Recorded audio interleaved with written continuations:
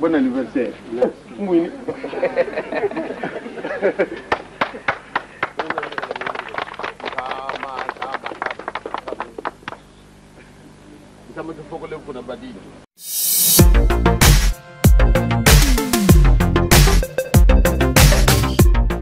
Mbote bandeko balandi na papa Simon Kimbangu esika nyoso bino bozwami.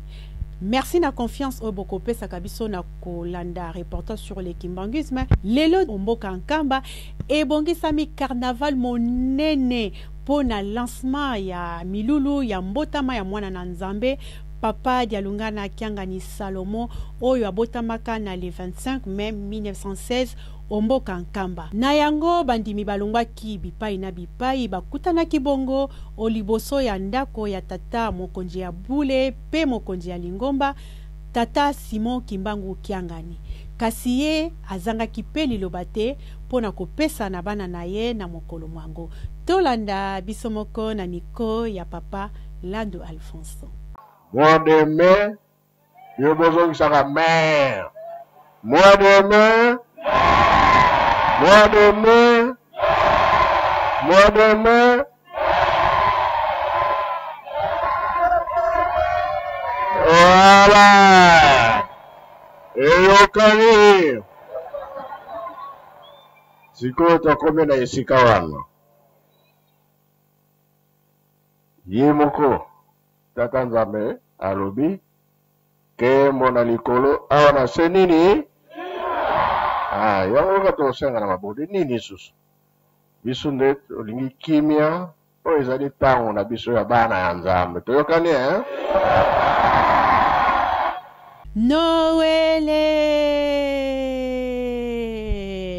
Noele Merci papa Lando Alphonse tokuna na mboka nkamba eluselemi pe merci bandeko balandi bana papa Simon Kimbangu biso moko tolandi ambiance ndenge nini yango ezali nango kaka lancement mais le 25 nde makambo ebandi ezali mbotama ya mwana na Nzambe papa Dialungana Kiangani Salomo Kolo Yesu. Soki bolandaki biso malamu na bandaku na bino na micro abino ndeko mama Fifi Ndongala na lisungi ya papa Lando Alphonse na kamera. Botikala malamu nde tomonani na mbala ya sima. Merci.